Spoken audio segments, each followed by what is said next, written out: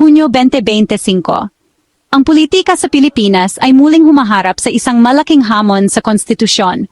Ang kauna-unahang vice-presidente sa ika-21 siglo na nahaharap sa formal na reklamo ng impeachment, si Sara Duterte.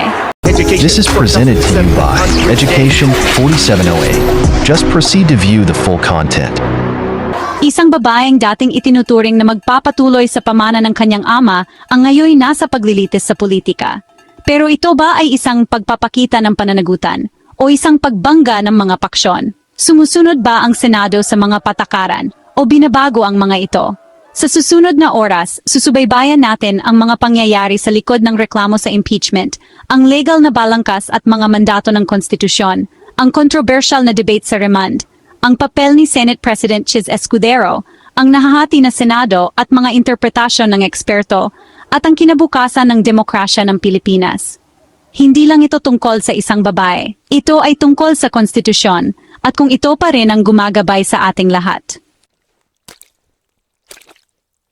Ang reklamo ay nagmula sa isang mainit na issue, 125 milyong piso sa Confidential and Intelligence Funds o CIF, na ginastos ng opisina ng Vice Presidente sa loob lamang ng 11 araw noong 2022.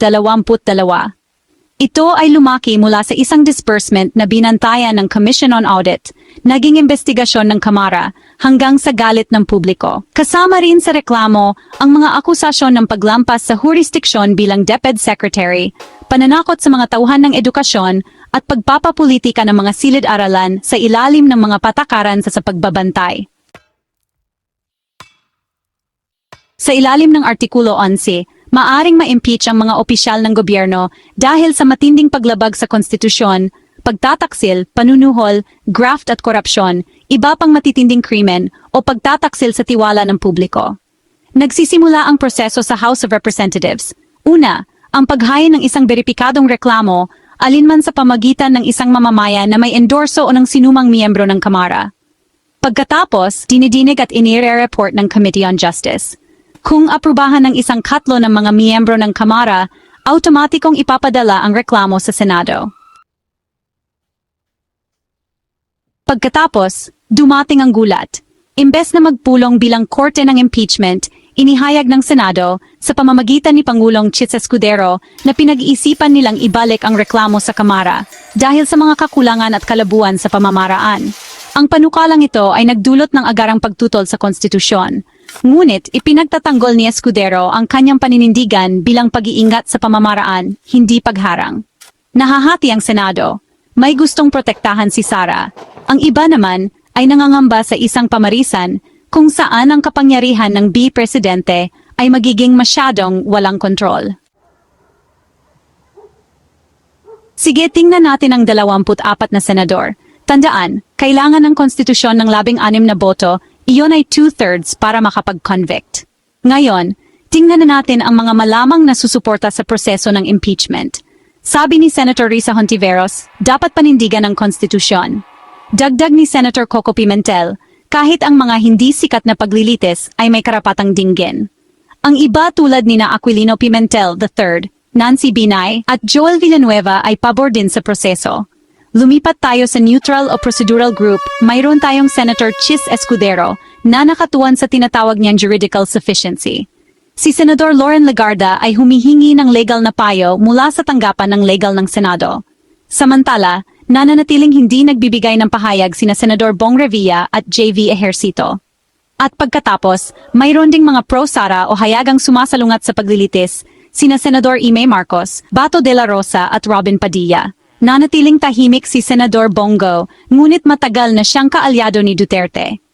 Sabi ni Senador Cynthia Villar, dapat iwasan ang destabilisasyon sa politika. Kaya, tulad ng nakikita natin, ang kapalaran ng paglilitis ay maaring nakasalalay sa mga nagbibigay prioridad sa institusyon kaysa sa paksyon. Ang mga legal na eksperto ay, alam mo, halos nagkakaisa sa puntong ito, walang kapangyarihan ang Senado na mag-remand. Kailangang magpatuloy ang impeachment, maliban na lang, siyempre, kung makialam ang Korte Suprema. Gaya ng sinabi ni Attorney Tedte, ang papel ng Senado ay konstitusyonal, hindi opsyonal. Ang hindi pagdinig sa kaso ay paglabag sa tungkulin sa konstitusyon. Ngunit nananatili pa rin ang tanong, bakit ipinagpapaliban? Ito ba ay pag-iingat sa legal? Baka takot sa political backlash? O ito ba ay simpleng proteksyonismo para sa isang makapangyarihang apelyido? Pinapaalala sa atin ni Dr. Clarita Carlos, ang politika ng Pilipinas ay dinastya.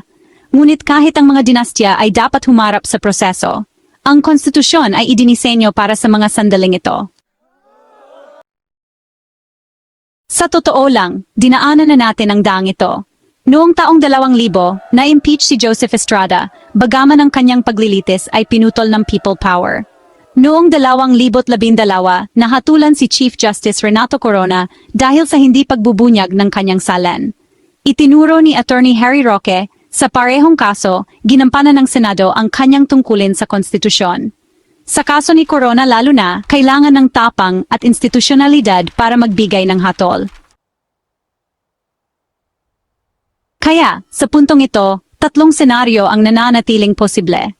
Una, maaring ibalik ng Senado ang kaso, na posibleng labag sa konstitusyon at magbukas ng pinto para sa interbensyon ng Korte Suprema. Pangalawa, maaring magpulong ang Senado bilang korte ng impeachment, ibig sabihin ay lilitisin, hahatulan o absueltuhin si Vice Presidente Duterte. At pangatlo, maaring magkaroon ng backroom settlement, tulad ng isang napagkasunduang pag-atras o pagpapaalis, na sa totoo lang, nagtatanong tungkol sa pananagutan. Gaya ng babala ni Professor Richard Haydarian, kung mabibigo ang impeachment na ito ng walang proseso, maalala natin ito bilang sandali kung saan ang konstitusyon ay yumuko sa kagustuhan ng politika. Si Sara Duterte ay, higit pa sa isang pampublikong figura, talaga namang sumisimbolo siya sa pagsubok kung hanggang saan mapoprotektahan ng political capital ang isang leader at kung gaano kalalim ang kagustuhan ng ating mga institusyon na ipatupad ang batas ng walang takot. Sa bawat henerasyon, nahaharap ang demokrasya sa isang mahalagang sandali. Sa atin, ito ay kung pananagutin ba ang vice-presidente o alam mo, malaya sa pananagutan. Ang mangyayari ay hindi lamang maitatala sa mga journal kundi sa kaluluwa ng ating bansa. Patuloy na tulungan ang aming channel sa pamamagitan ng pagpindot sa like button at notification bell icon, mag-subscribe at magbahagi. May mga tanong, i-drop ang mga ito sa comments sa ibaba at sasagutin ito ng naayon. Manatiling nakatutok dahil susunod ay pag-uusapan pa natin ang dapat asahan tungkol sa pinakabagong balita at iba pang nilalaman na pang-edukasyon. Disclaimer, ang video na ito ay para lamang sa layuning pang-edukasyon at impormasyon. Naglalahad ito ng patas at balanse na pagsusuri ng proseso ng impeachment na kinasasangkutan ni Vice Presidente Sara Duterte, patay sa impormasyong available sa publiko, mga probisyon ng konstitusyon at mga komento ng eksperto. Ang mga pananaw at opinyon na ipinahayag dito ay hindi nilayon na siraan, akusahan o masamay ng sinumang individual o institusyon. Walang bahagi ng video na ito ang dapat ituring na legal na paghatol, personal na pag-atake, o tiyak na pagangkin ng pagkakasala o kawalang kasalanan. Lahat ng pahayag tungkol sa mga legal at konstitusyonal na usapin ay batay sa mga interpretasyon ng 1987 Konstitusyon ng Pilipinas at mga binanggit na opinyon ng eksperto. Anumang pagkakahawig sa hindi isiniwalat na legal na paglitis o kumpidensyal na usapin ay nagkataon lamang. Lubos naming iginagalang ang presumption of innocence, ang integridad ng due process, at ang mga soberanong tungkulin ng parehong House of Representatives at ng Senado ng Pilipinas.